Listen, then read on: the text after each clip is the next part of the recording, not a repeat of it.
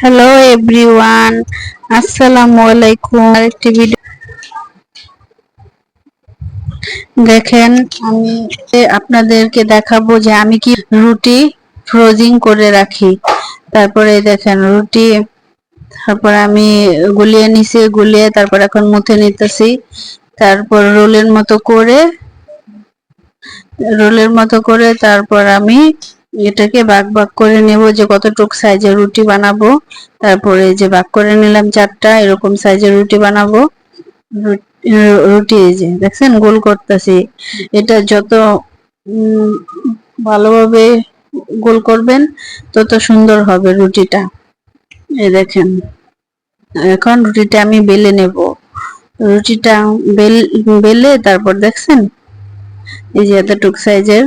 তারপর রুটিটা বেলে নিছি, বেলে নিয়ে তারপর আমি এই যে প্লেটে রেখে দিছি। এখান থেকে আমি আবার ভেজে নেব। ভেজে তারপর এটা হালকা ভাজবো, পুরোপুরি ভাজা যাবে না, কিন্তু হালকা ভেজে তারপর নামিয়ে ফেলতে হবে। তারপর আমি হালকাই ভেজে নিচ্ছি, এই যে এরকম টাইপের হালকা দেখছেন এরকম। তারপর আর একটু উল্টিয়ে দেব, উল্টিয়ে তারপর নামিয়ে ফেলবো। এই যে দেখছেন নামিয়ে ফেলছি, এই যে এরকম এরকম ভাবে রেখে দেবেন নামিয়ে। তারপর আমি এরকম ভাবে সবগুলো এরকম ভাবে করে রেখে দেই। রেখে দিয়ে তারপর সেটা আমি আপনাদেরকে দেখাচ্ছি যে দেখেন আমি কিভাবে রুটি সংগ্রহ করে রাখি। আপনারাও চাইলে বাসায় এইভাবে ট্রাই করতে পারেন। আর একটা ম্যাজিক দেখবেন, এই দেখেন, দেখছেন অনেক বাচ্চারা আছে রুটি খেতে চায় না, এভাবে বানালে বাচ্চারা অনায়াসে খেয়ে ফেলবে। ওদের অনেক ভালো লাগবে, দেখতেও ভালো লাগে, খেতেও ভালো লাগে। দেখছেন একটা ইমোজি টাইপের রুটি বানিয়ে ফেললাম। তারপরে এই দেখেন আমি এগুলো রুটি বানিয়ে আমি পরিষ্কার একটা ওড়না বিছিয়ে তারপর ওড়নার মধ্যে রেখে দিচ্ছি।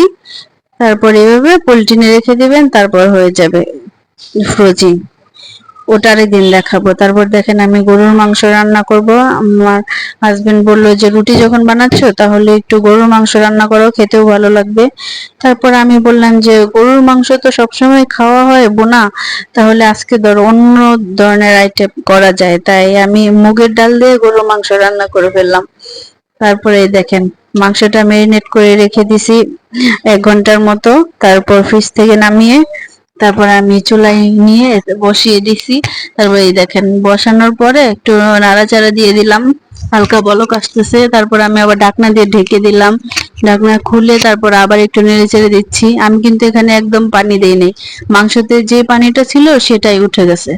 তারপর এই যে আপনাদের মুগের ডাল দেখাচ্ছি, মুগের ডাল ভালো করে ভেজে তারপর ধুয়ে 20 মিনিট রেখে দিছি পানিতে। তারপর পানি ধুয়ে নিয়ে আসলাম, তারপর তরকারিতে ছেড়ে দেব। তরকারিতে ছেড়ে দেবো। এখন ঢাকনাটা খুলে তরকারিটা দেখা যাক কি অবস্থায় আছে। তারপরে দেখেন কষানো হয়ে গেছে প্রায়। তো চিন্তা করলাম এখানে একটু মুগের ডালটা ঢেলে দেই, কারণ ওটা সিদ্ধ হতেও তো সময় লাগবে, তাই না?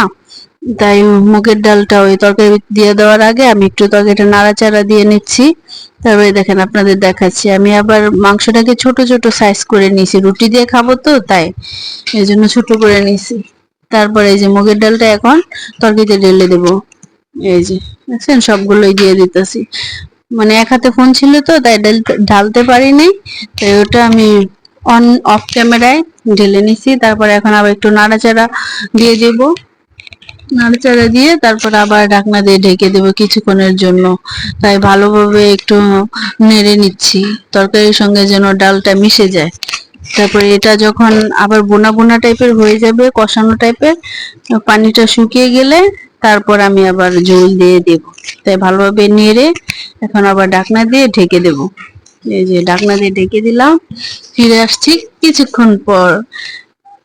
তারপর আবার একটু খুলে দেখলাম যে কি অবস্থা। তারপরে এই যে বলক চলে আসছে, দেখছেন?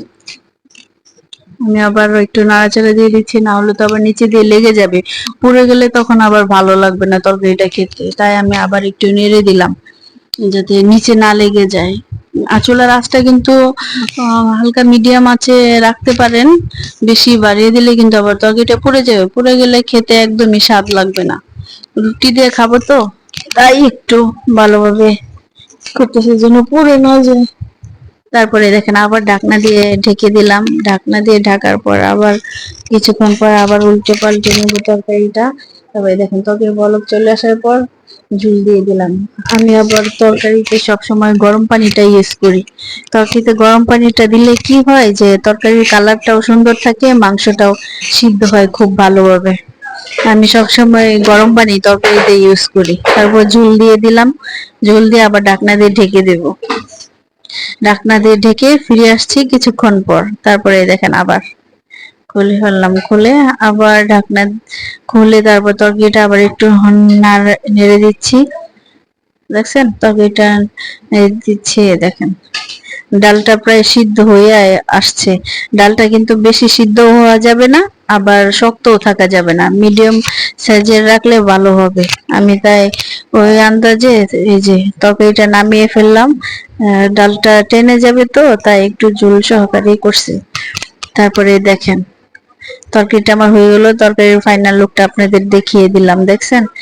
এই দেখেন তরকারি ফাইনাল লুক। আপনারা কে কে খাবেন চলে আসেন আমার বাসায়। আপনারা সবাই like, comment, share and subscribe করতে ভুলবেন না। আল্লাহ হাফেজ।